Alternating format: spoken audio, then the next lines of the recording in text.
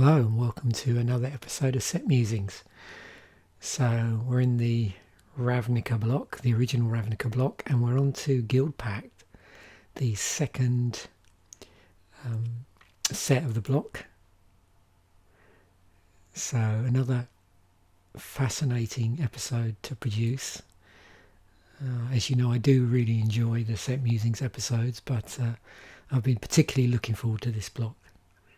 So much going on, and I suppose this is the case with a lot of sets, but this more than others. There's actually too much going on to talk about.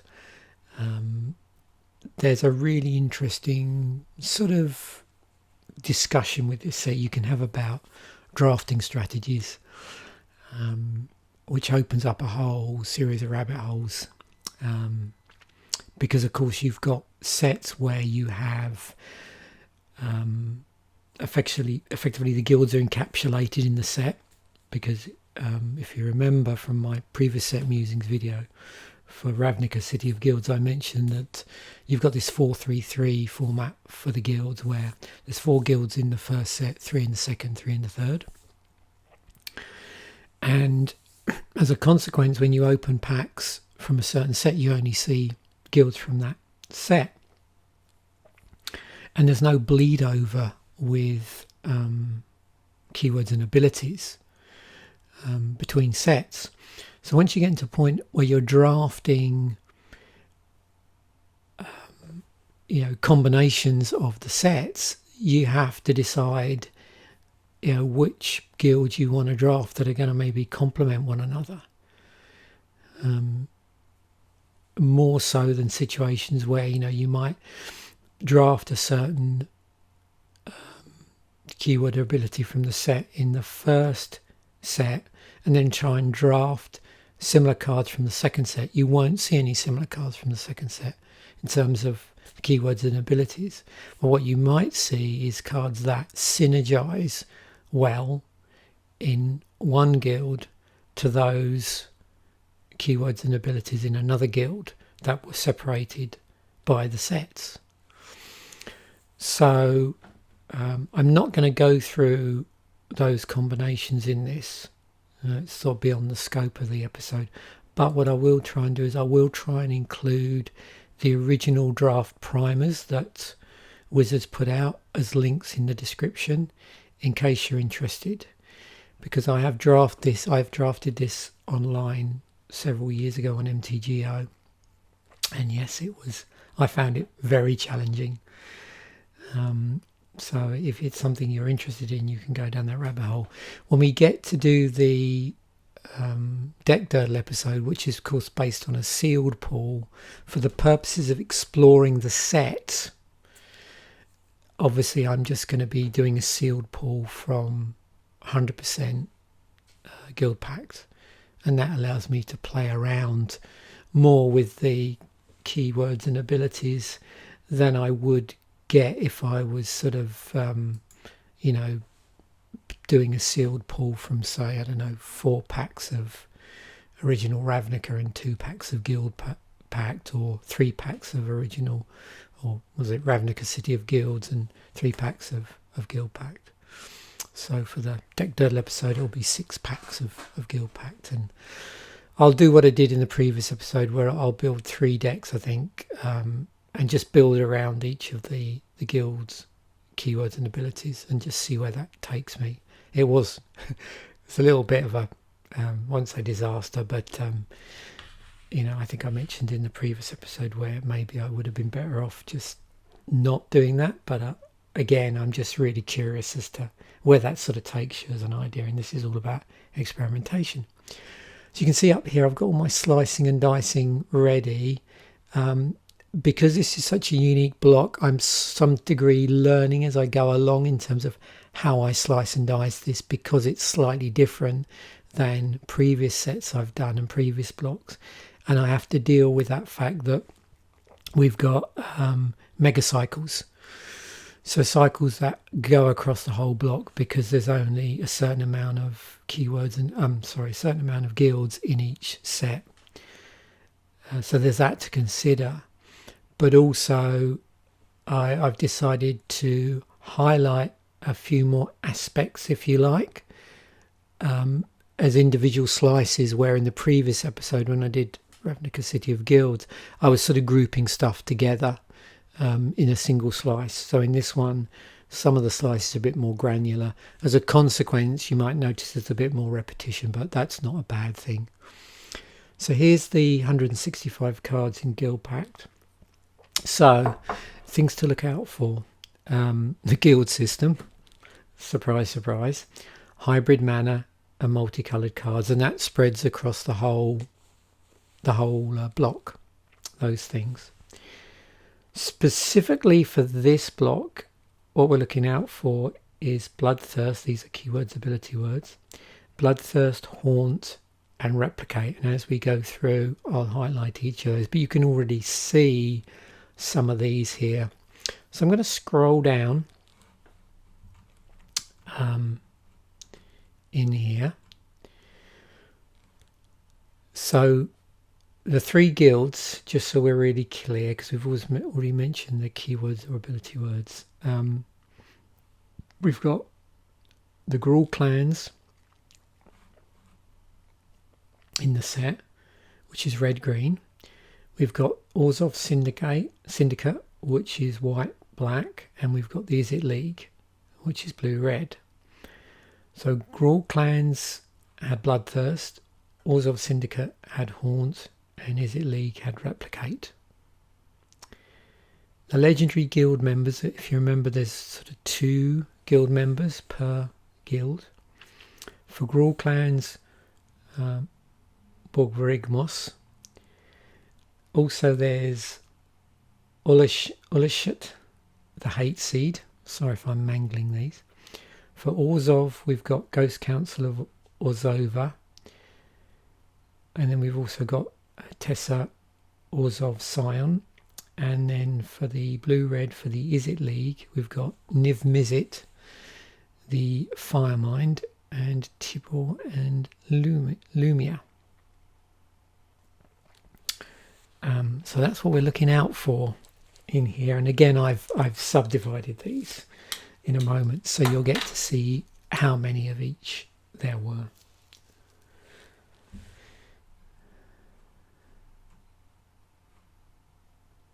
I don't know if I mentioned in the previous, and I do this a little bit randomly when I think it's relevant or I notice it.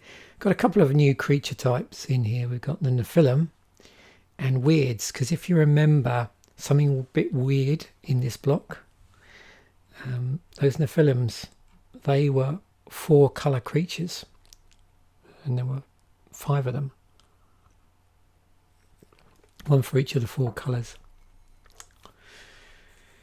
What else should we look out for? Well, things like Cremate was a reprint from Invasion, and Savage Twister was from Mirage. Also keep an eye out for cards like Angel of Despair, Burning Tree Shaman was in this set, Leyline of the Void, and Tin Street Hooligan. So, you know, some of those, if I think all of them are actually still in decks, in legacy decks, some of which are in the main board, some of which are in as sideboard cards. So if we scroll down,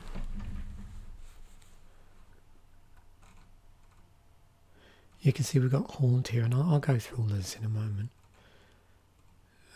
And again, you know, you've got these watermarks on the cards to indicate very conveniently the guilds, and that's quite useful where it's not obvious through the colour combination. So, you know, here we have Replicate, which I mentioned was a blue-red thing, and that just indicates, because this is an obvious, it's not a blue-red card, that this obviously has Replicate on it, which is a dead giveaway. But it is definitely, you know, part of that sort of whole guild.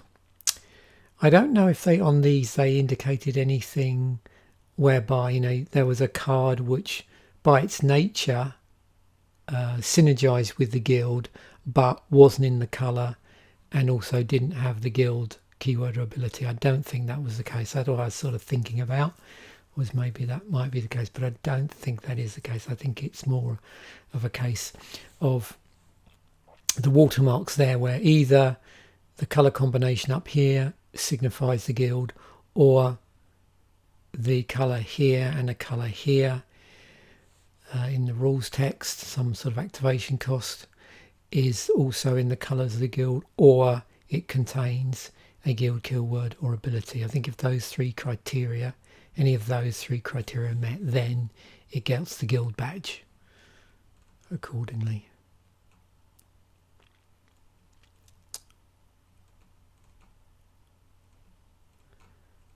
So again, pretty cool artwork. Yeah, this one, Skeletal Vampire. Yeah, we'll talk about the ley lines as well. I think I mentioned these Tin Street cards. You see those crop up as well in later sets, in all the various return to Ravnica type stuff.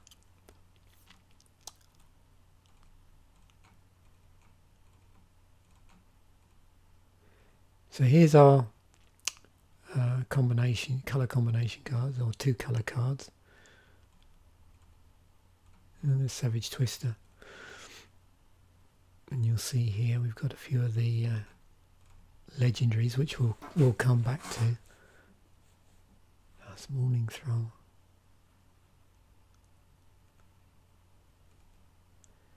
And the Guild Mages. So just because, just already, if you've watched the Ravnica City of Guilds episode, you start to recognise some of the mega cycles already. And no doubt we're going to be talking about, oh look, here's on Nephilim.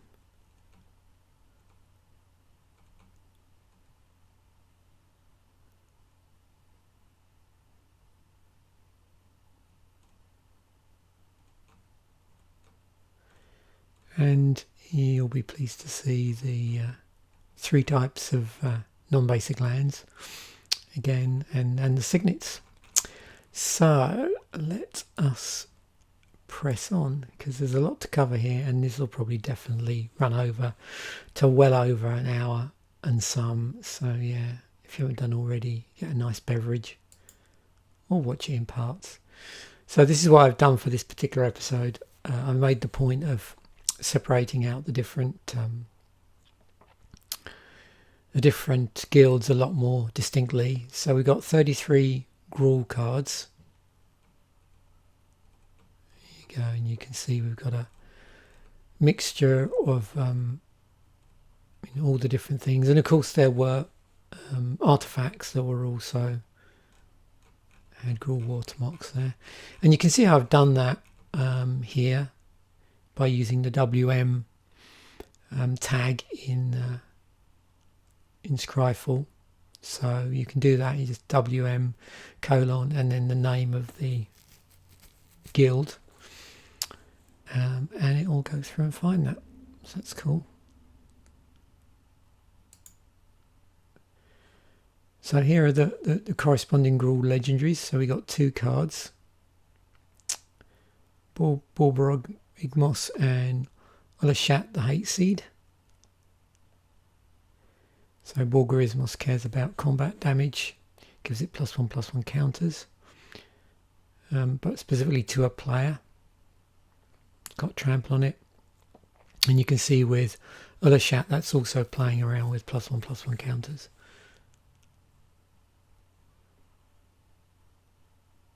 And also tokens as well, so we'll keep our eye out for that. And as we start to go through the actual keywords abilities in the set, we'll see how that represents itself.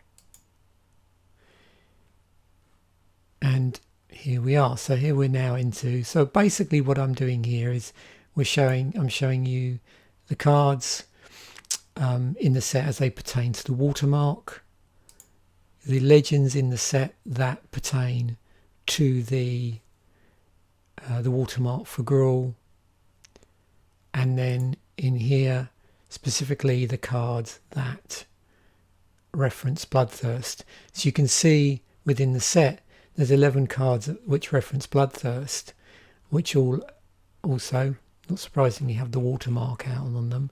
So that's out of that original 33. So that's a subset there. So you just to explain to you how the slices work. So when we go on and do the other ones, you'll be sort of prepared. So what does Bloodthirst do? Well, if an opponent was dealt damage this turn, this creature comes into play with a +1/+1 counter on it. So again, you can see here that meshes nicely with what we're seeing here with +1/+1 counters as well on the Legendaries. Now, outside of that, one thing I didn't do is I didn't do any searches on here to see if there are cards without Bloodthirst that also stack +1/+1 counters on, apart from the Legendaries.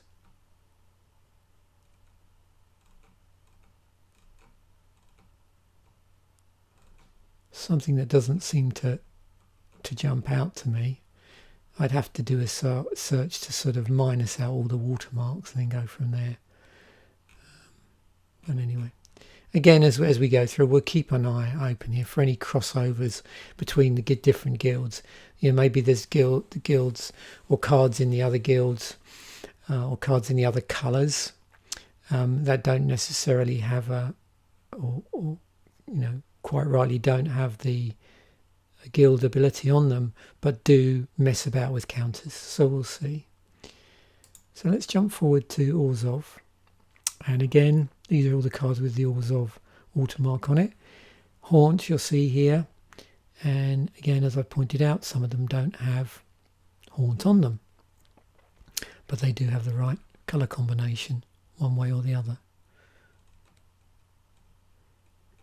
And then we've got our two colours here. And again, you'll see we've got some which are straight multicoloured and some that are actually hybrid mana. And we'll talk about how some of those different combinations of colours and the patterns, if you like, that they made within the casting cost actually had in mega cycles around them. So here's our two Legendaries. We've got Ghost Council of Orzhova and Tessa Orzhov Scion.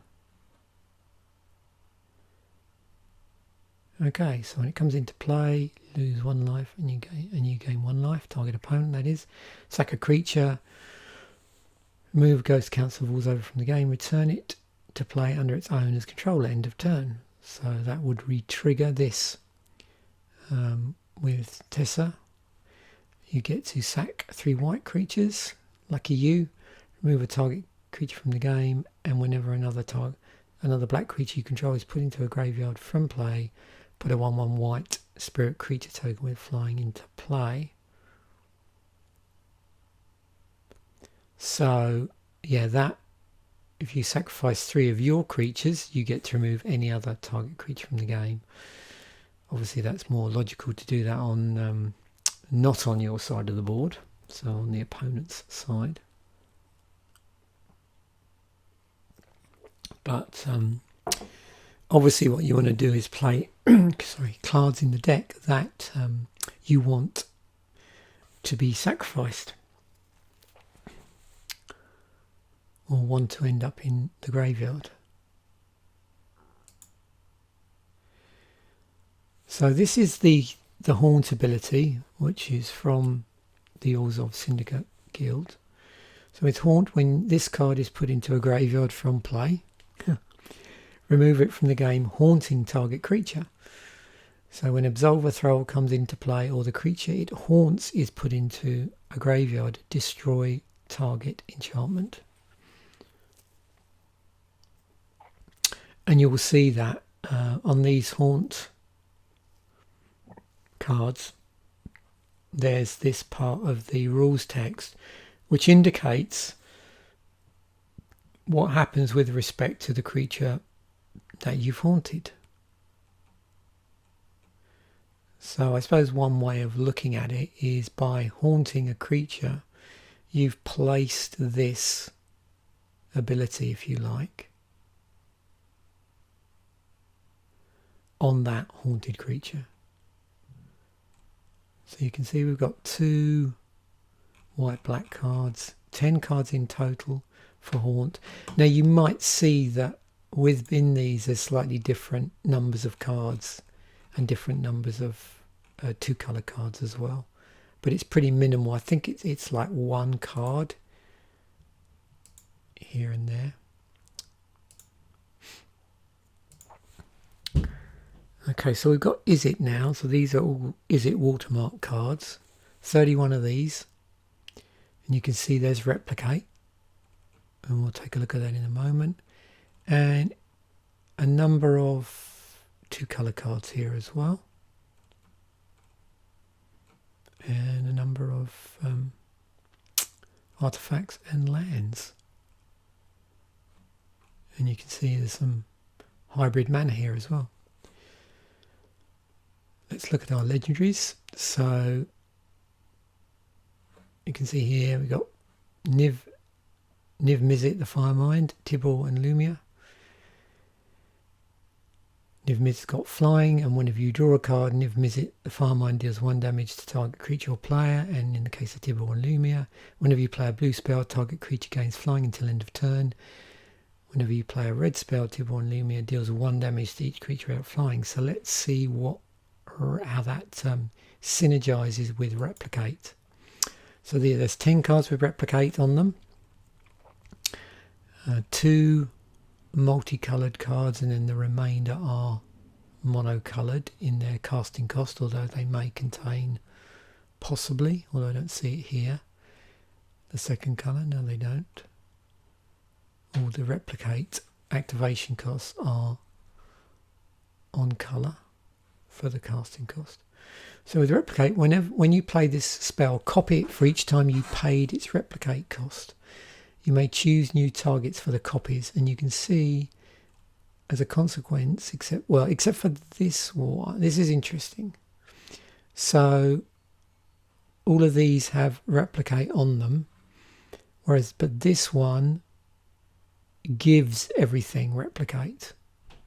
So each instant and sorcery spell you play has Replicate. The Replicate cost is equal to its mana cost. So that's how it manages that by not having that. So this is the odd one out, if you like. It's a creature which gives all instants and sorcery spells you play Replicate. Pretty cool. And looking at this, if you look at the Replicate cost, it seems to be the same as the casting cost, and of course you have to add that Replicate to the casting cost. Then it's exact. I mean, you're basically paying the same cost to repeat the spell.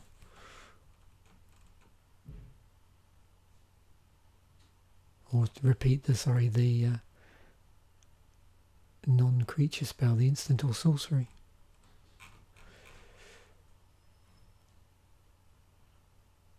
So good to see how that might mesh with this. Not necessarily this one. Seems to be doing its own thing with card draw. And this one just cares about red or blue spells. So yeah, doesn't quite mesh, synergize quite so well like the other legendaries have with the keyword ability of the guild.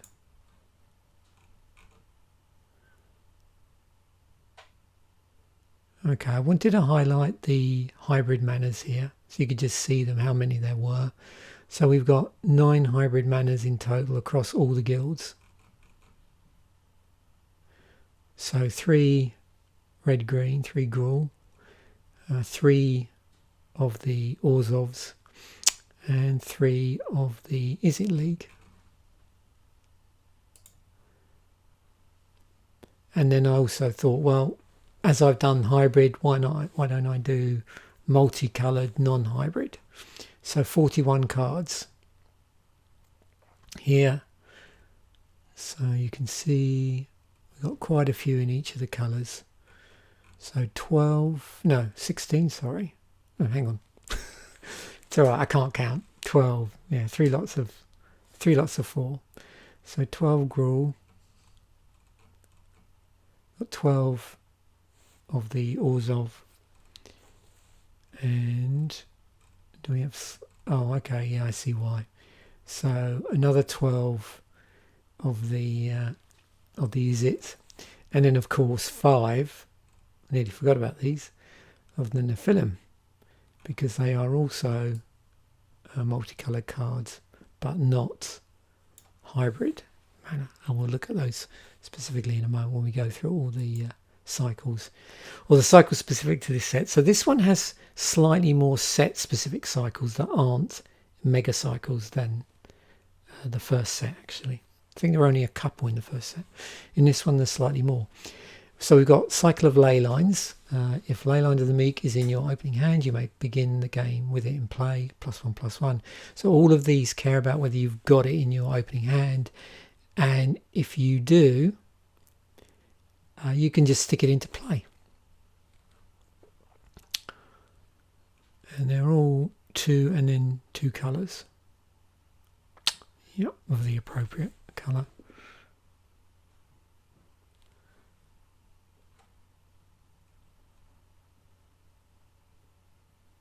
Creature spells can't be countered. Yeah, you can see by why this is a popular cycle here.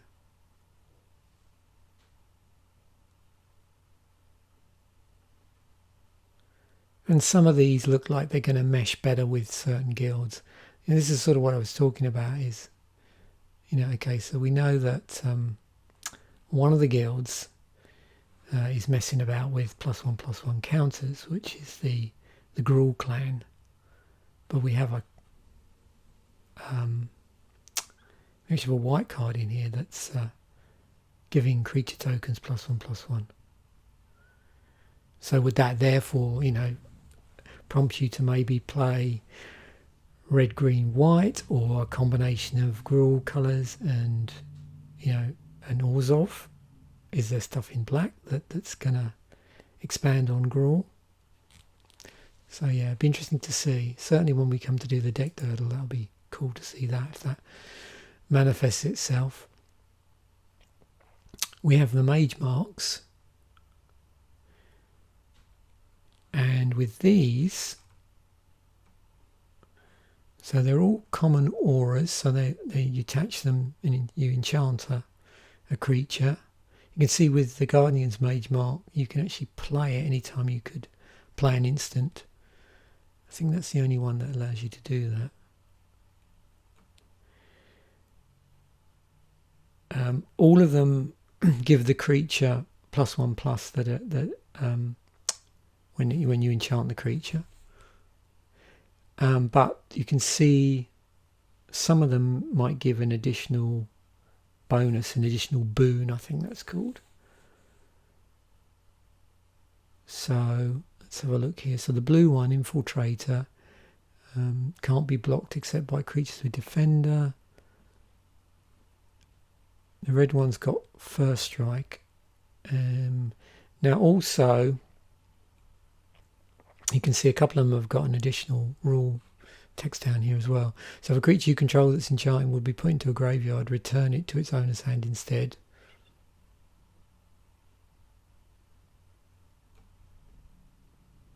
And it's interesting as well, I'm assuming we're going to see quite a few enchantments in here because of the nature of this.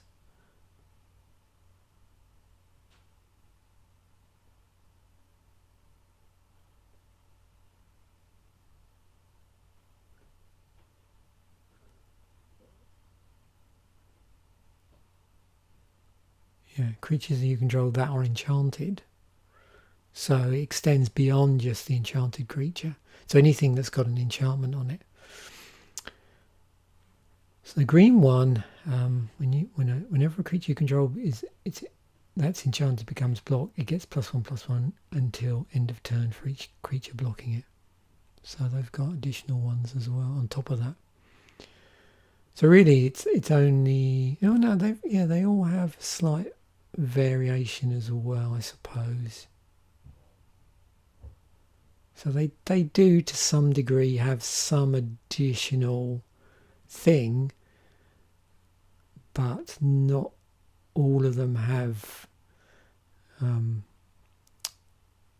this sort of thing here. Yeah, so we've got a little bit of variation there in the in that template.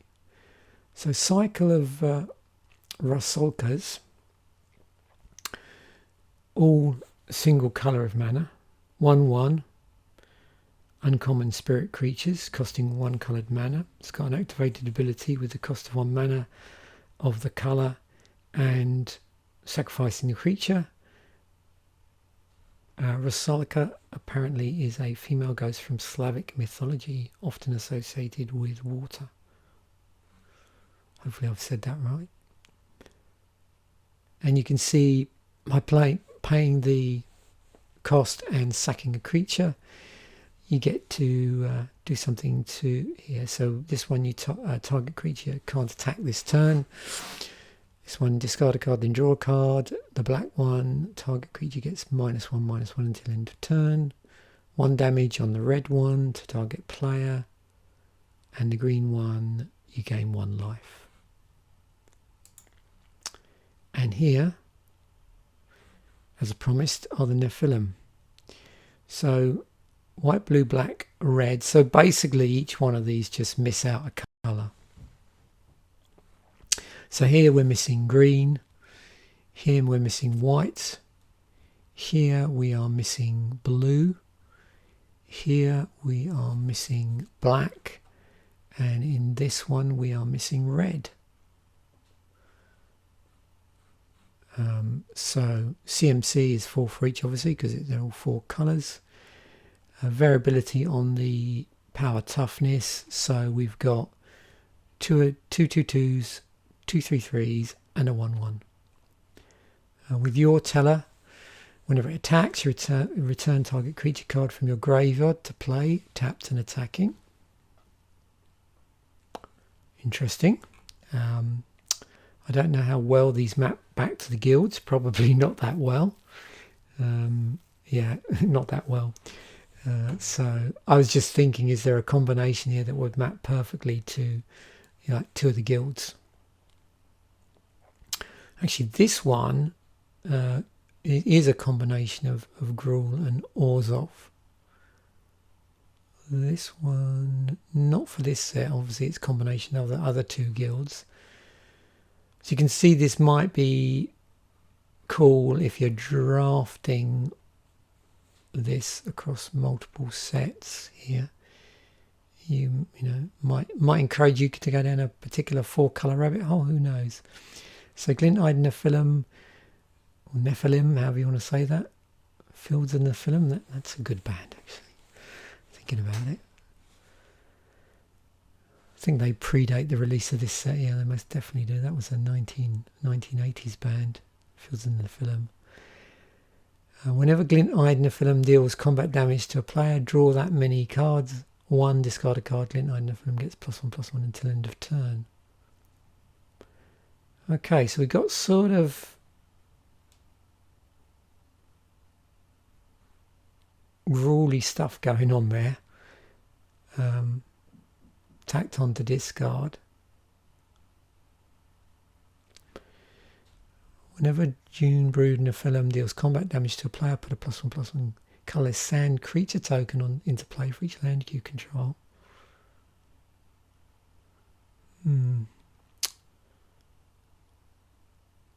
So yeah, I can see echoes of red-green there.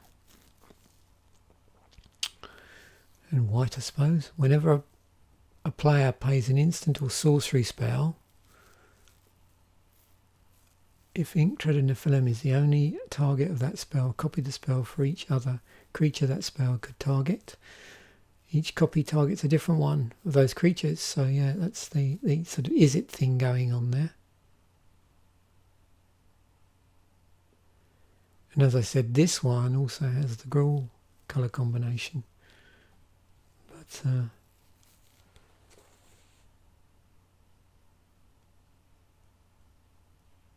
Yeah, nothing really relevant to that, I suppose. And then Witchmore Nephilim. Whenever you play a spell, you may put 2/1/1 counters on Witchmore Nephilim. Whenever Witchmore Nephilim attacks, it gains trample until end of turn if its power is 10 or greater.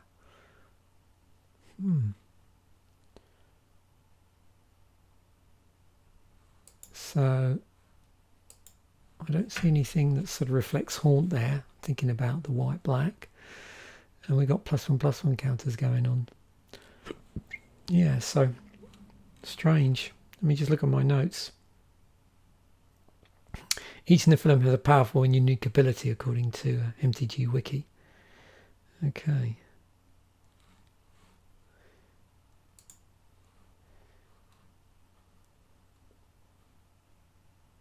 Right. So what we'll do now is we'll move over to talking about the mega cycles across the block.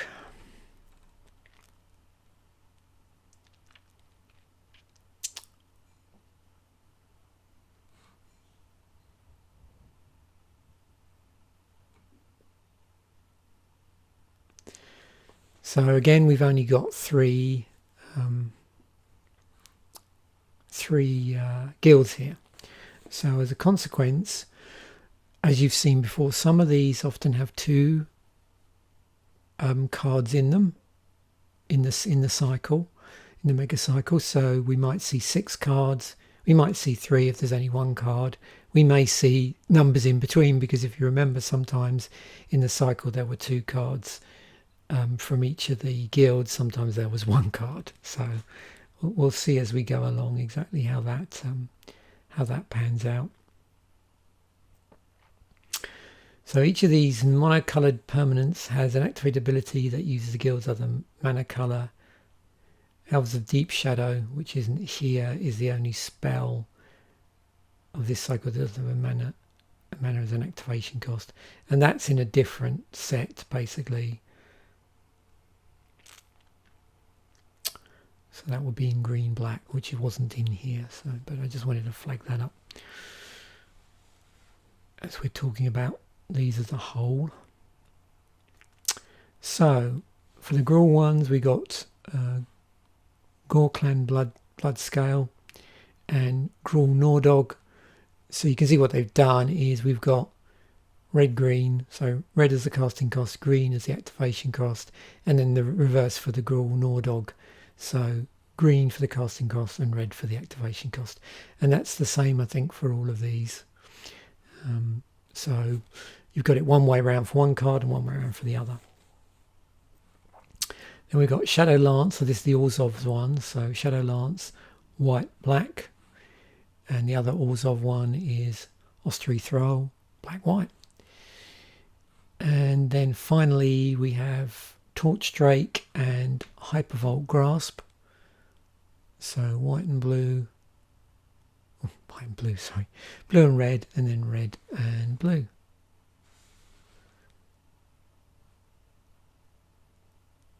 And you can see there, obviously the activation cost triggers some sort of ability. Got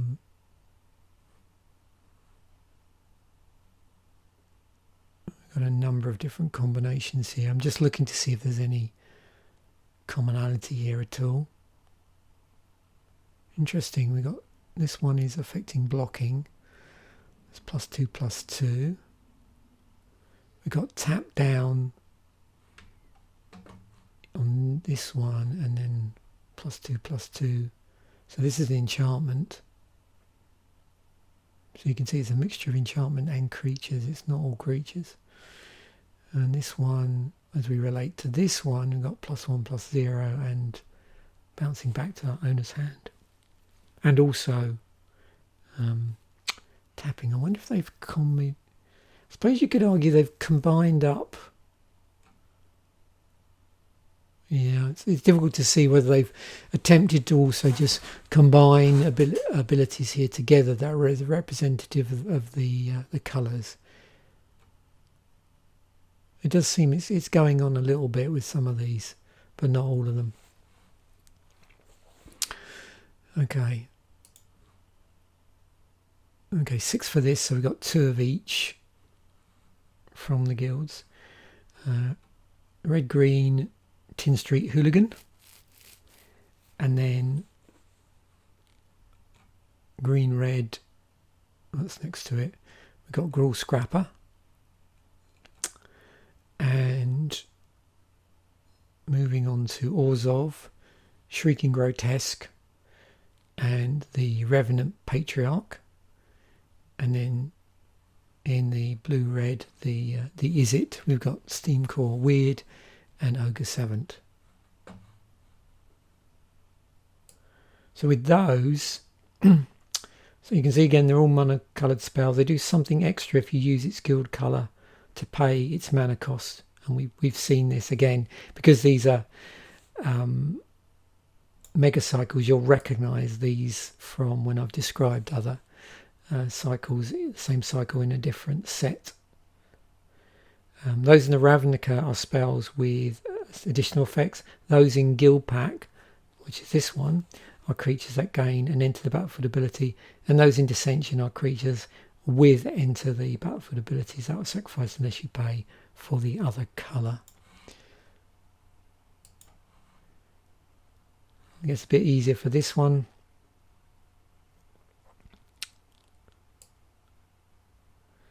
So these are common hybrid spells. So the link here is that they're all common and they all have 1 hybrid mana in their 1 mana cost, and that's it. That's what the cycle is. So we've only got 3 here. There's 1 from each of the guilds. Wild Cantor, Morning Thrall and Petrahydrox. But you can see what they've done is the ability is reflective of the colour. Or the sort of things you see in that colour, those colours in either individually or in combination. Aha, a cycle of guild mages, or mega cycle of guild mages. So we've got Gruul, Orzhov and Izzet, so you see the Gruul, Orzhov and Izzet guild mage. Again, 2 hybrid mana to cast, and then in the ability section you've got 1 ability for each of the 2 colours, which again does something that you can sort of equate with that particular colour. And also I think, yeah, you can see here it's doing stuff that is relevant, that synergizes in some way, or echoes what's going on in the guild in terms of its name sort of keyword ability.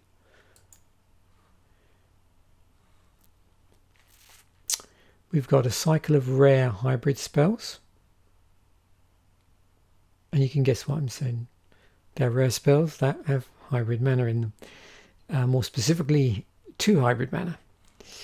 So we got Giant Solifuge, Debtor's Knell and Jin Illuminatus, 1 for each of the guilds, and you can see they've all got the guild colours on them. We don't specifically, this one does mention Replicate, which was the guild keyword ability for that guild, for Izzet, but the other 2 don't.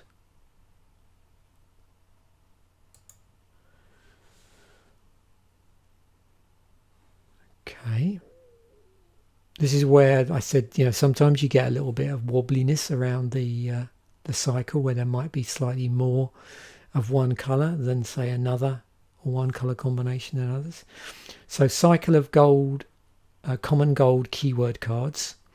So you can see they all do actually mention here the particular keyword from the guild, but we've actually got 2 from Gruul and then 1 each from the other here.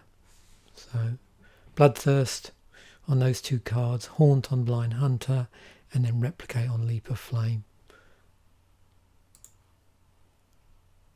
Okay, 6 cards from this particular cycle. So these are, I think, what they refer to as unbalanced gold cards. So each of these cards of 2 gold cards for each guild. Again, Golgari from the previous set actually had 3 in it, that have 2 of one colour and only 1 of the other, with rarity varying. So you can see that's why there's 2 of each, because each of these have 3 of a certain colour in them, so it's always 1 of one colour and 2 of the other, and they're just like reversed round for each of the guilds. So 1 red here and 2 green here, and then 2 red here and 1 green here, and so on for each of these. So for red green we've got a creature elemental and a giant shaman. For the white black we've got sorcery and a creature spirit, and then for the blue red ones we've got a goblin, wizard and a sorcery. Some of them do specifically mention also the guild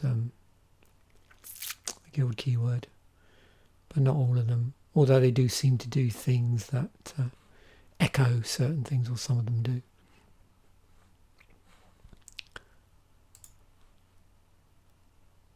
Oh yeah.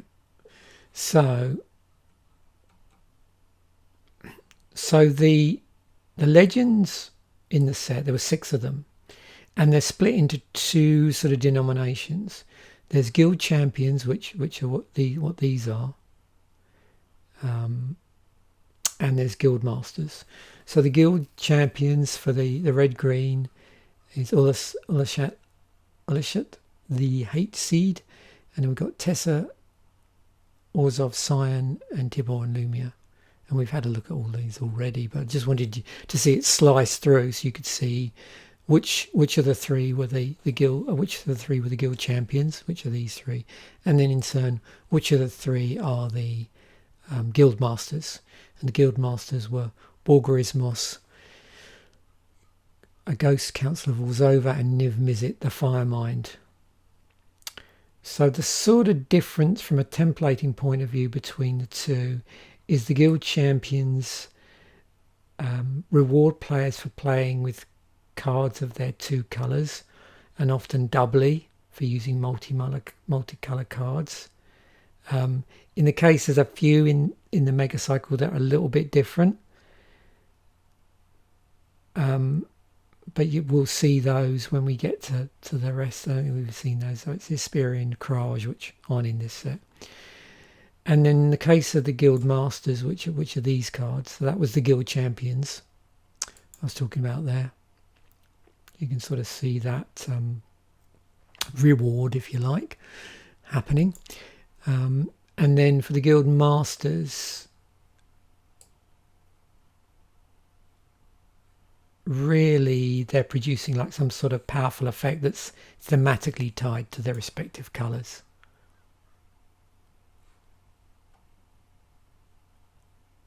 So they're tied to the respective colour rather than necessarily their respective keyword from the set. But again, not always. So we've got the signets, 1 for each of the colour combinations. You can see 3 here, red, green, white, black, and then blue, red. We've got, what were these called? So these were called guild artifacts. So rare artifacts that have an activated ability costing both of the guild colour. You can see that here. So that's how that cycle works.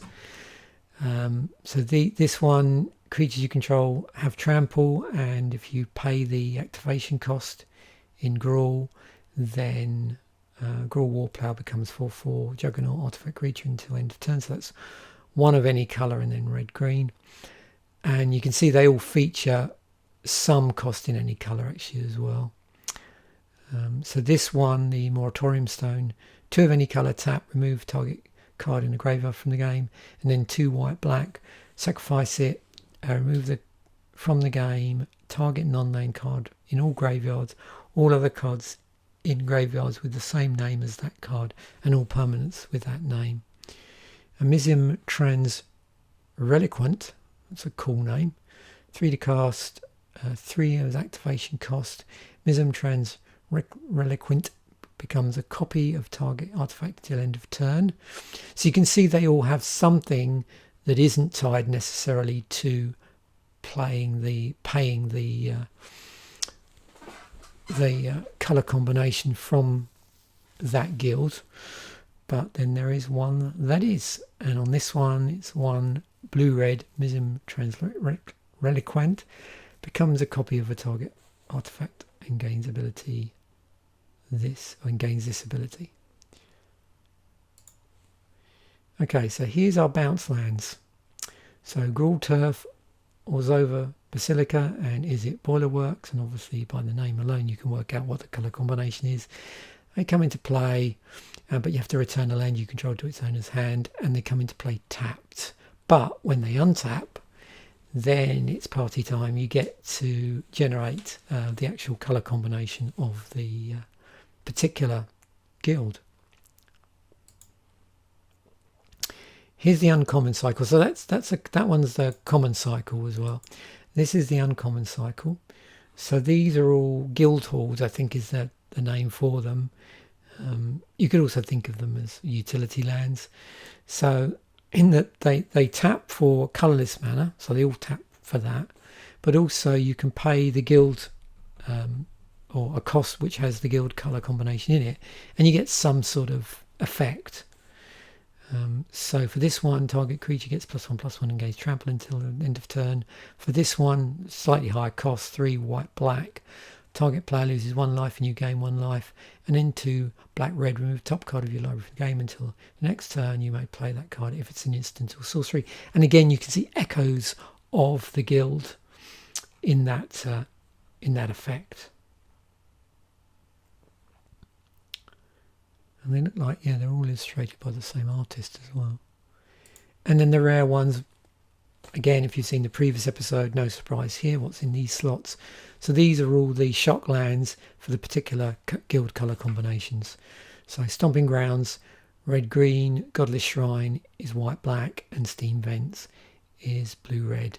And they all, as they come into play, you can pay 2 life, but if you don't, they come into play tapped. So they shock you if you don't want them tapped when they come into play. 6 legendaries. I already mentioned these, but I just wanted to, reassure you that there are actually only 6 in the set, and there's not any single colour ones lurking around. And then we've got a bit of a slice here of the individual creature types. So you can see there's actually 86 creatures in the set. So we've got those across all the relevant colours in the set that are there.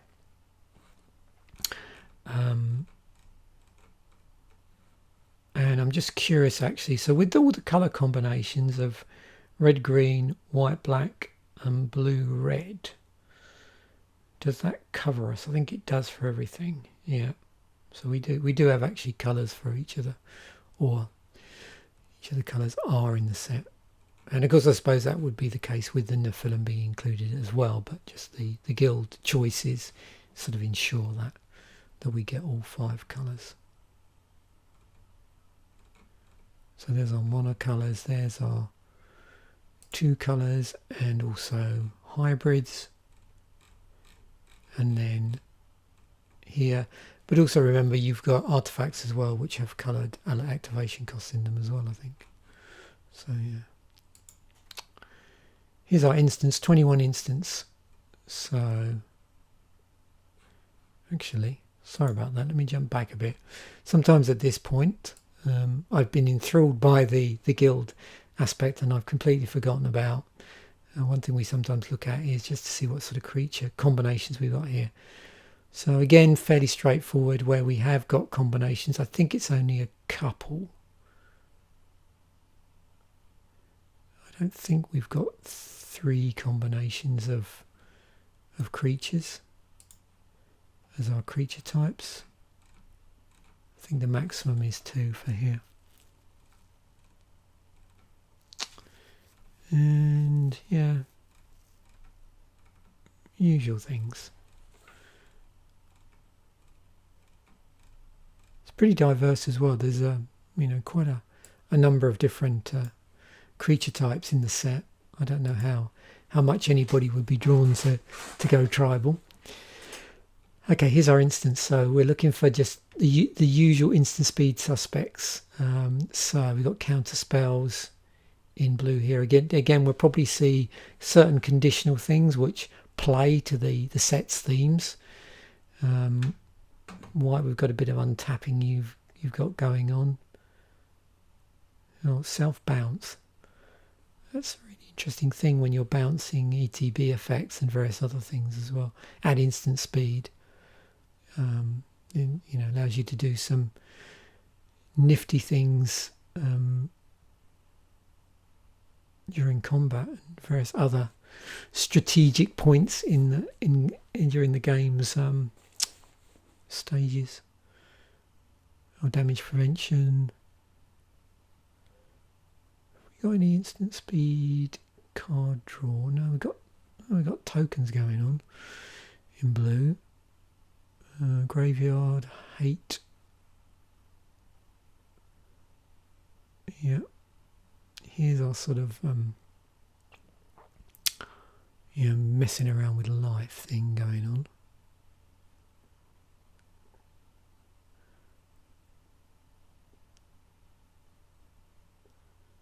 Destroy target non-white, non-black creature token. Yep, so there's a lot of other things on that card, but that's our black removal. What do you got in instant speed red removal? Okay. It's based on mana cost. There's our 1 damage spell in the set.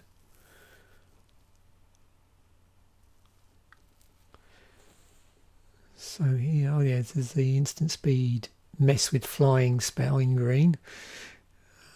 Pump spell in green. With a cantrip on it. And then of course we got the colour combinations as well.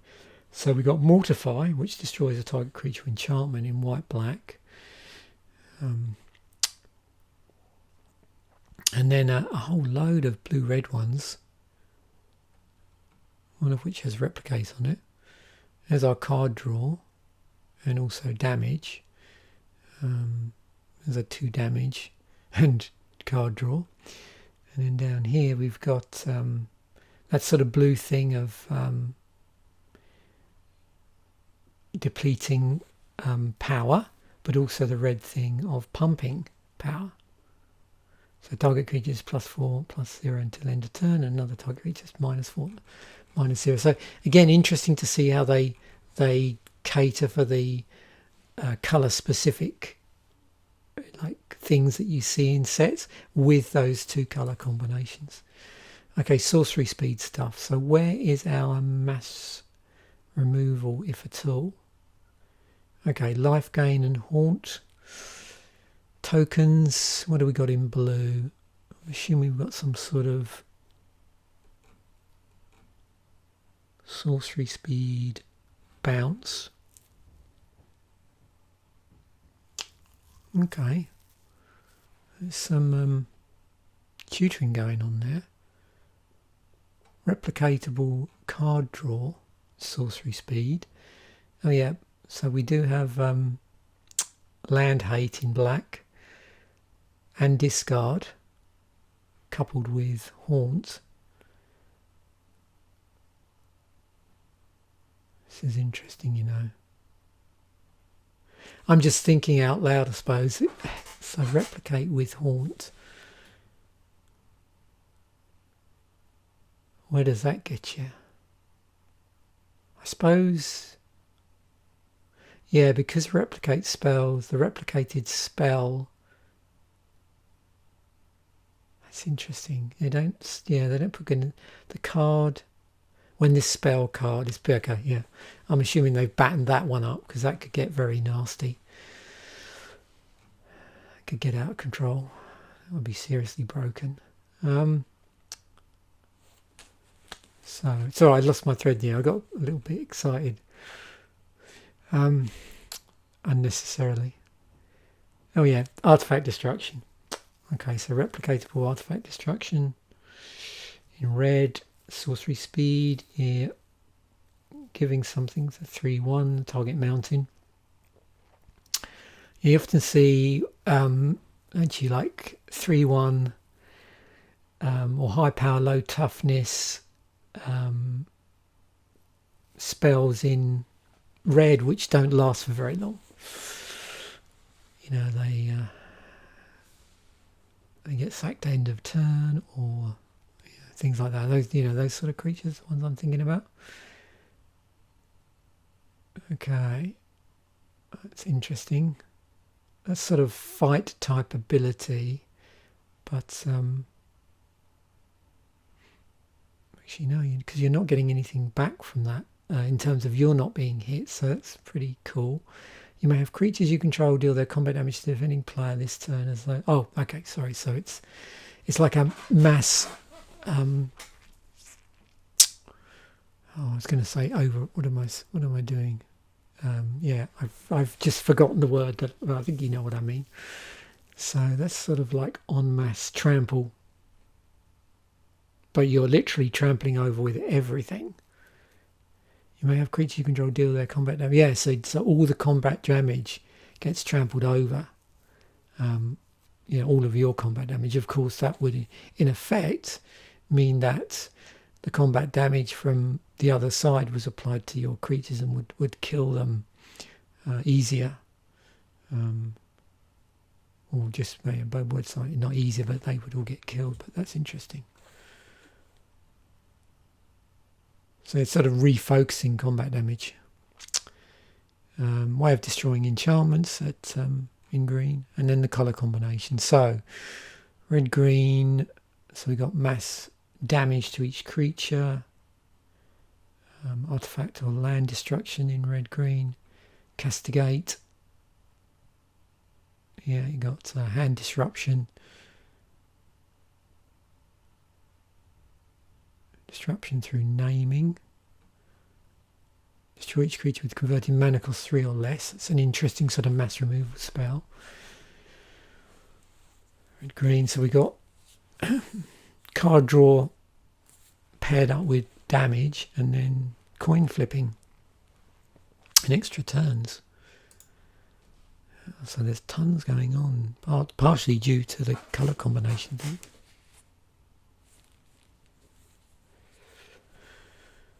Right, so enchantments, 21 enchantments, of which, as you've seen already, some are creature enchantments, auras.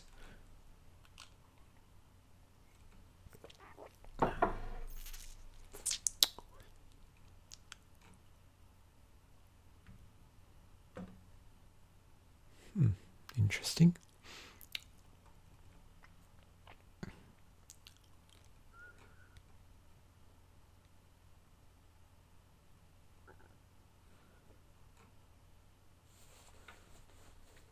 That's curious thing. Each land is +2/+2 as long as it's a creature. So you obviously in combinations with the one of the cards we've seen already that converts a land to a creature. So I can imagine there's going to be a few interesting combinations in the set, which is nice if you're drafting the set and you can sort of draft around those combos. But it gets problematic with regular seal, just a sealed pool, which isn't drafted. Again, yeah, sort of thing you might see in auras, and you can see how it sort of plays to the colour combination. Artifacts. There was only 7, and yeah, the only one we wouldn't have seen would be this piece of equipment. So there's one piece of equipment in the set. As long as equipped creature is tapped creatures you control get +2/+0. As long as equipped creature is untapped, +0/+2. 3, tap or untap target creature, equipped for 3, and it's at rare. The others obviously are the 3 guild specific artifacts and the 3 guild colour specific artifacts, the signets.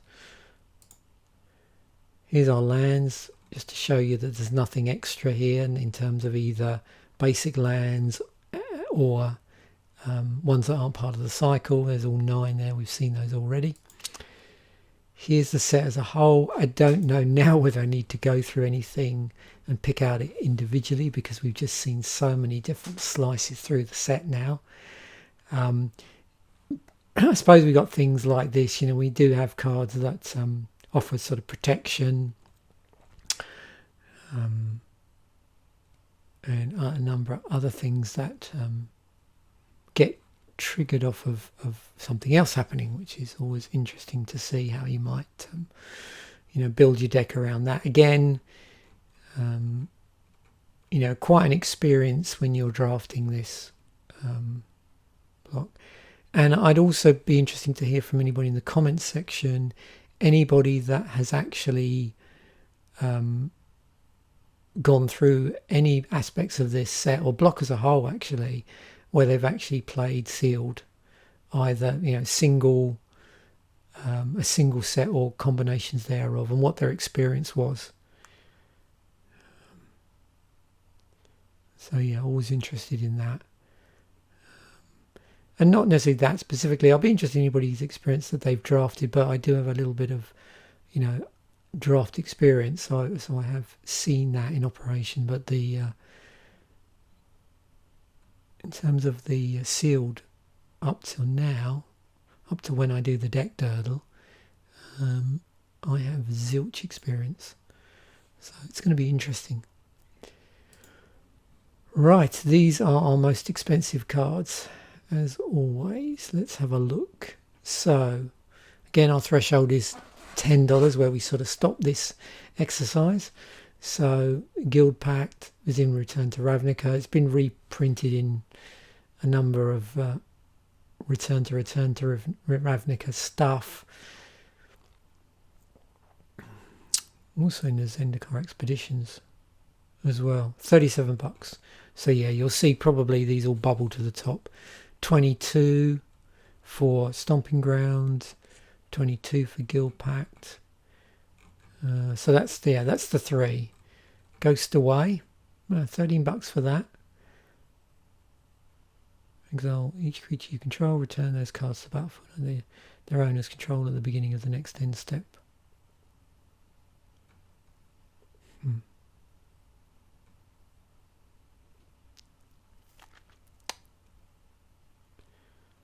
Ley lines. So, oh wow, that's a it's a drop off a bit of a drop off a cliff. So, yeah, we 4 cards in, and we've already dropped down the $10 mark. So it's basically the lands, the rare lands, and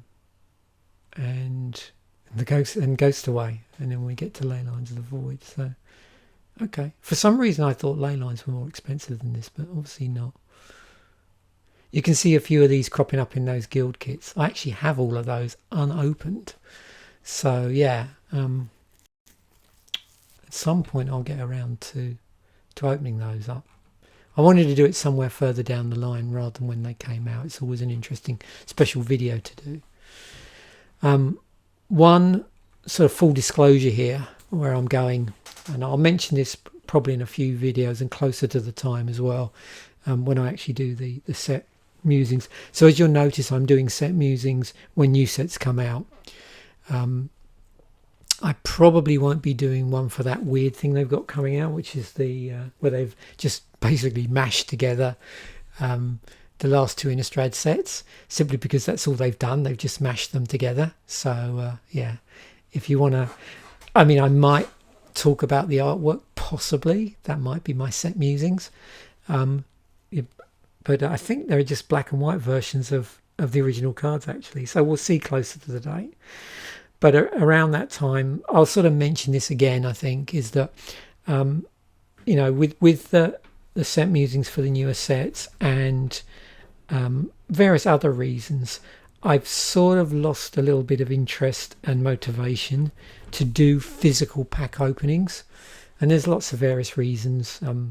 Sort of just prices is one, and I just get so much out of doing these episodes that by the time I get round to doing the like the physical cards, it's a bit of a chore. Now I know a few people are going to be disappointed about that, and I'm sorry about that. You know, I notice I get quite a few more viewers generally when I do those card unboxings, but I do know how much the regular viewers enjoy these other sort of set musings and the deck durdle and the commander fodder stuff. So they're going to carry on, but in, you know, again, there might be slightly different formats and mashups. Like I might decide to mash up the deck durdle and the commander fodder together with later sets once I get to a period where I was actually, you know, playing Magic as they were released. So, you know, just to keep it sort of interesting for me. But in terms of the physical openings, that's not something I'm going to necessarily do regularly when a set is released. The thing that will be regular around sets is going to be set musings. That is a thing that I want to carry on with because that's really interesting and hopefully helpful. So it's unlikely that, put it this way, I'm going to open any, what do you call them, like event decks or even boosters for newer sets. But that's not to say I still won't open cards. Like I said, I've got a few unopened sealed decks that I intend on opening at some point, and there'll be episodes where I do talk about physical cards, like obviously, you know, the very popular Land Ahoy episodes, and you know, where I want to go through like a physical deck, maybe that I've got or that I've created. So yeah, they'll still be around. It's just I'm gonna just move away completely, I think, from pack openings. I don't think I'm probably alone in finding that you know, it's not very cost effective, to put it bluntly, and so, you know, where I do buy cards going forward, if I want a physical card, I'll probably just buy singles, and then consequently I may talk about a deck I build around that. But definitely at the moment I think the bulk of the videos you're going to see are going to be, you know, this sort of what I call like digital format. So just so you know, and I will mention that in other videos closer to when I pull the plug on that, because obviously there are some people that don't make it all the way through to the end of this video. And then finally, in terms of just the set, we've got the EDH rec rankings. So yet again, surprise, surprise. What's it? Top three are all the three rare lands in here, and then the signets. And then, of course, what we'll see is the odd things like the bounce lands are super popular. You know, the other signets, things like Mortify as well. These sort of, you know, 2-color destruction spells with that might have additional utility, always super popular in EDH. And then the legends. So the first legend we've got here is Niv Mizzet, and also these sort of utility lands or guild lands, whatever you want to call them. And again, there's ley lined up here as well. And other things that seem popular in sets are things like, you know, like mass token generation, stuff like that seem to obviously bubble to the surface in terms of the sort of decks that people are submitting to EDH ranking, or EDH should I say, EDH rec. So if we, for instance, we just drill down through some of this quickly, one here. So again, I'm just looking for something that isn't necessarily just utility. So let's have a look. You can see we've been reprinted a few times. I'm just interested in the sort of deck that this turns up on. What are our themes? Wheels, Spellslinger, Wizard Tribal, Bingers, Cantrips, Spell Copy, Discard, Dragon Tribal. Now I suppose if I was looking to say something like working out with these ones, what's a popular theme for this colour combination, this might give me some indicator. course it doesn't do that, does it? Sorry, yeah, it only does it for if they're a commander. So those are the sort of commanders that are getting played with this colour combination. That's the top one. Well, again, you have to be a bit careful with the percentage here. So, yeah.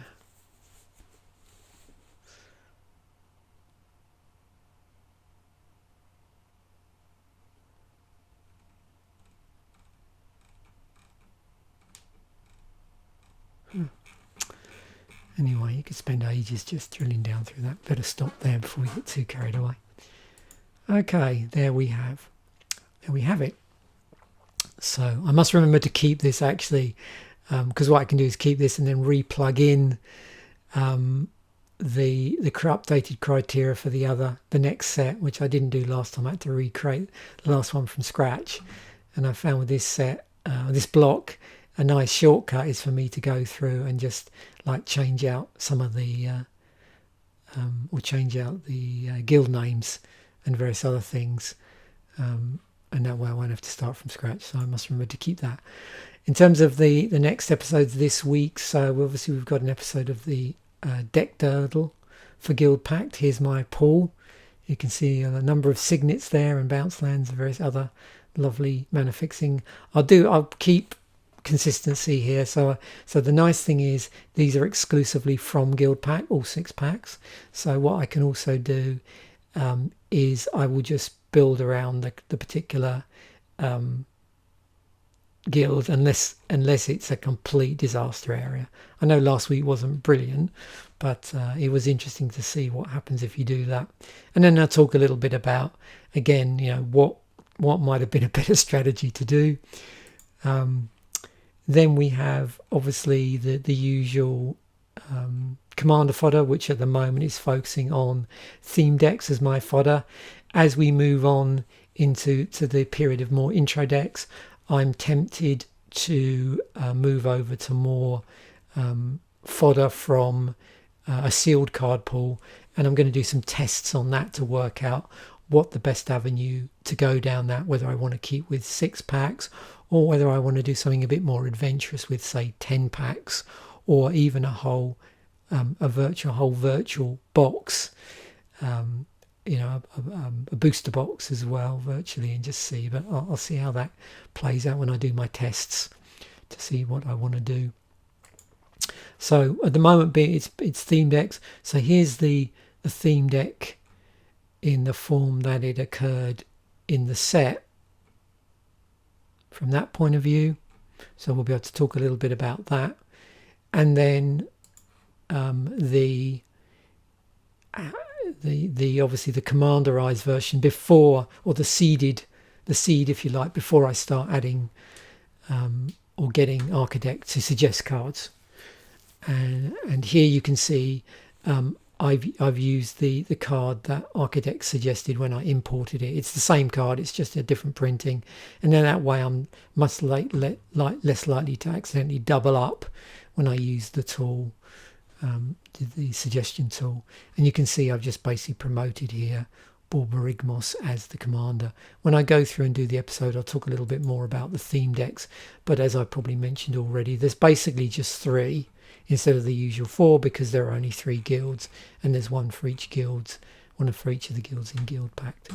So there we have it. So hopefully you've enjoyed that episode as much as I have making it.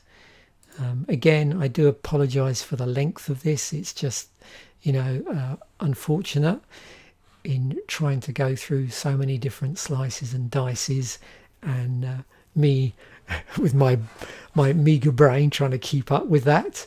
So that's why there's so many sort of pauses and ums and ahs. It is a bit taxing from a sort of mental standpoint to do this block. And as much as I enjoy doing this block, I'll actually be quite glad when it's over and I can get back to some sort of semblance of normality in these set musings. But saying that, it's as you can tell from my voice, I've got a big smile on my face.